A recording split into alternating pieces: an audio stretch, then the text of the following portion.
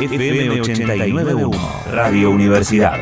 Vamos a dialogar con el licenciado Daniel Dauría. Bienvenido a Sexto Día. ¿Por qué los adolescentes en tiempos de pandemia ponen en riesgo su vida, ya sea con una salida de amigos? El distanciamiento social, como medida pensada para disminuir la propagación del virus, es sin dudas muy difícil para los adolescentes, ya que los hace sentir desconectados de sus amigos y contactos. Además, pensar que muchos deben hacer frente a grandes desilusiones, productos del aplazamiento de las graduaciones, de las fiestas, de los bailes de graduaciones, de viajes de egresados, de visitas a las universidades para conocer sus carreras y tantas otras actividades que tenían planeadas de años anteriores. Debido a que también el aprendizaje por ahora es vía internet, los adolescentes disponen de más tiempo y carecen de una estructura. Esto puede hacerlo más vulnerable a que experimenten comportamientos riesgosos. ¿Qué hacemos ante eso? Bueno, ayudar al adolescente a crear una rutina que sea sana y productiva, compartir diferente información de lo que está pasando con calma y en forma directa, enfatizar la importancia de quedarse en casa y de que esto salva vidas, hablar de cómo el distanciamiento social es una manera importantísima en la que ellos pueden ayudar a disminuir justamente la propagación del virus y proteger a aquellos que corren mayor riesgo. Ayudar a los adolescentes a pensar en el futuro, ya que ellos no pueden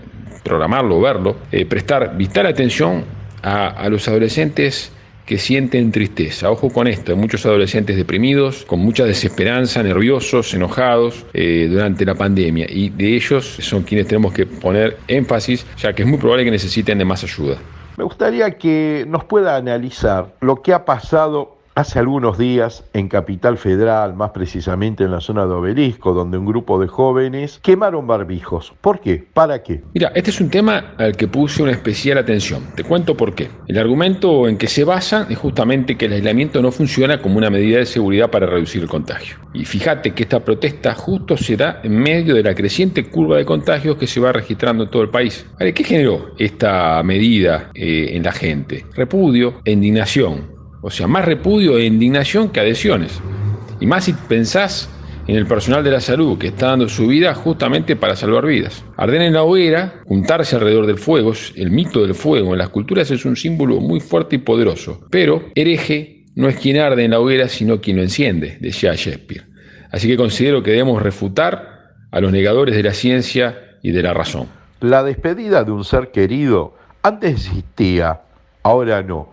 ¿Cómo se puede tratar este tema? El acompañamiento en el último tramo de la vida nos interpela en el derecho de decir adiós en épocas de pandemia. Es sinceramente desgarradora la muerte en la soledad que te permite un hospital, la soledad de un sanatorio, la soledad de una terapia intensiva. Aunque algunos hospitales ya confeccionaron un protocolo que permite la despedida entre familiares y pacientes terminales con COVID-19 sin poner en riesgo la salud grupal.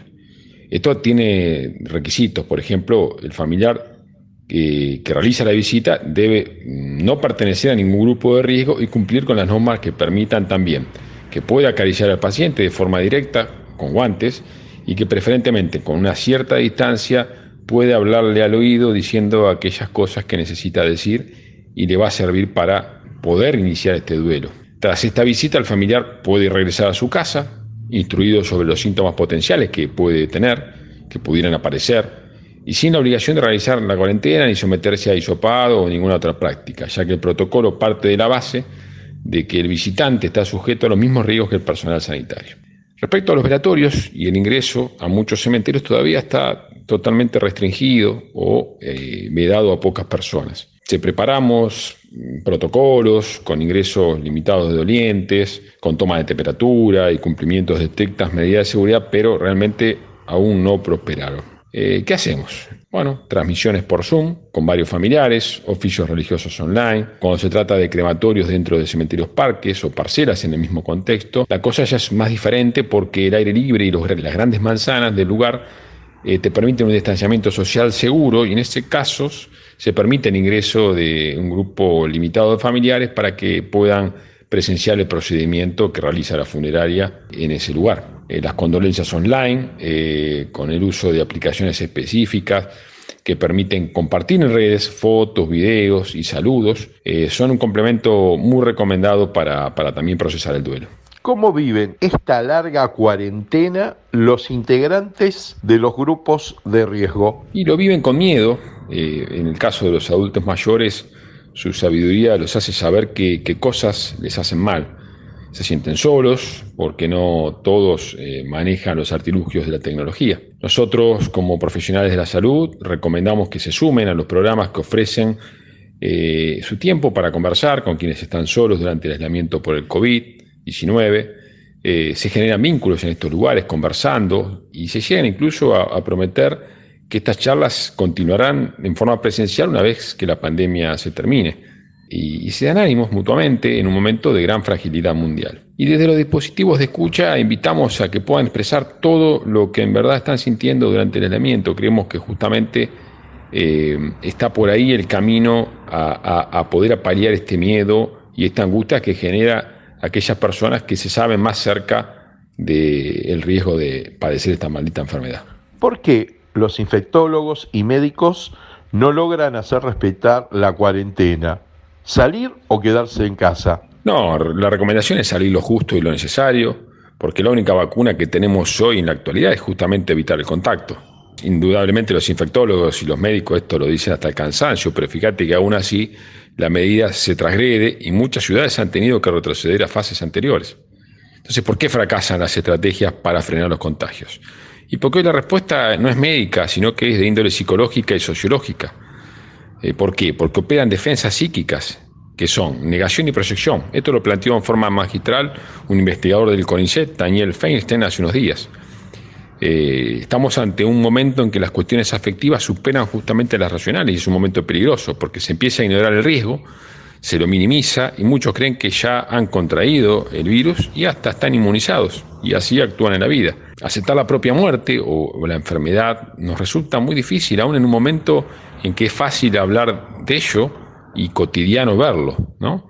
Por eso se apela al mensaje directo para vencer a la negación. ¿Cuál es el mensaje directo que hablan los protagonistas? Los terapistas, el personal de salud, los agentes de funerarios. ¿Es desgarrador? Claro, obviamente, pero justamente es lo que hace falta, ese efecto, porque el testimonio desde una mirada más humana permite visualizar una realidad más cercana. Fíjate que el quédate casa, no dejemos de cuidarnos, seamos responsables, hoy producen cero efecto. ¿Por qué? Porque no logra traspasar las barreras de las defensas psíquicas.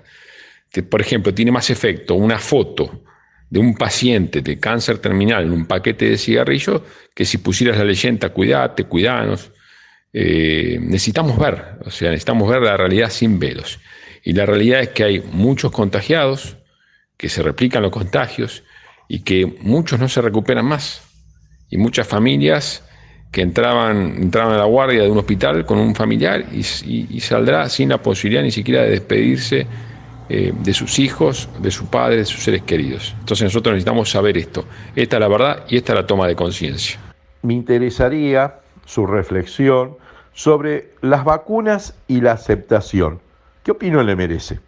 Hace unos días tuve la posibilidad de participar de una videoconferencia que brindó el intendente Fernando Espinosa junto a las autoridades del Ministerio de Salud de la Nación, las directoras y directores de los hospitales de distrito y representantes de diferentes fuerzas vivas, de las cuales unas representaba yo, para dar cuenta de los tiempos estipulados para la producción y aplicación de la vacuna en el país. Coincido en una de las cosas que se dijo, ¿no? Que era que vamos a volver a vivir sin miedo cuando esta vacuna esté y vamos a recuperar parte de la tranquilidad perdida. Pero empiezan las preguntas, ¿no? ¿Habrá vacuna para todos y todas? ¿Se garantizará una distribución equitativa para todo el mundo? ¿Quién va a ser el que gane la carrera para obtenerla primero? ¿Serán los países más ricos a expensas de los más vulnerables?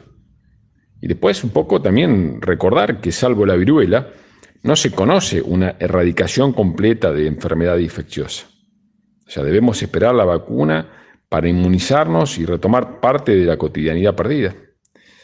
Y tras la vacuna también se plantearán otros problemas, como a quién inmunizar primero, cómo mantener esas cadenas ultrafríos para poder distribuirlas en los diferentes lugares, cómo y quién hará la capacitación y quién será el personal que haga uso de este tipo de vacunas, y etcétera, y un montón de cosas. Por eso, a concentrarse, no relajarse, cuidarse y convocar esa capacidad resiliente que habita en todos los seres humanos, y para hacer que este desgaste producto de un encierro tan largo no haga que nos caigamos, que no haga que merme esta capacidad y que merme la esperanza. Tratemos de que justamente en este momento podamos salir fortalecidos. Gracias. Pasó por Radio Universidad Nacional de La Matanza el licenciado Daniel Dauría. Desde la Universidad Nacional de La Matanza, Radio Universidad FM 89.1. Siempre cerca.